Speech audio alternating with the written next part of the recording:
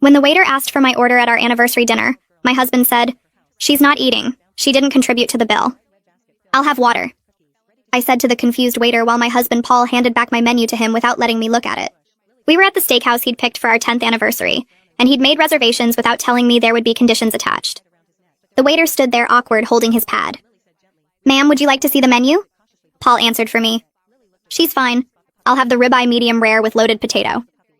He ordered a $100 meal while telling me I couldn't eat. "Sir, is the lady not dining?" The waiter looked concerned. Paul smiled like this was normal. "She didn't bring any money, so she doesn't get to order. That's how restaurants work, right? You pay, you eat." He said it loud enough for nearby tables to hear. An older couple looked over shocked. "Paul, please. It's our anniversary." He laughed and showed the waiter his phone.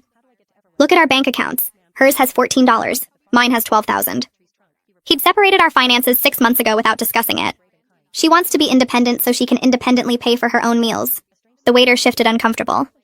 "I could bring some bread for the table." Paul shook his head. "Bread is for customers. She's just sitting here." He turned to me. "You should have thought about dinner before you quit your job." I'd been laid off, not quit, but Paul had been telling everyone I chose to be unemployed. "I was laid off, Paul. The company downsized." He waved his hand dismissive. "Successful people don't get laid off. You weren't valuable enough to keep." The couple next to us was openly staring now. The woman looked horrified. Paul noticed and spoke louder. "I'm teaching her about consequences. No contribution means no consumption." He pulled out cash and fanned it on the table.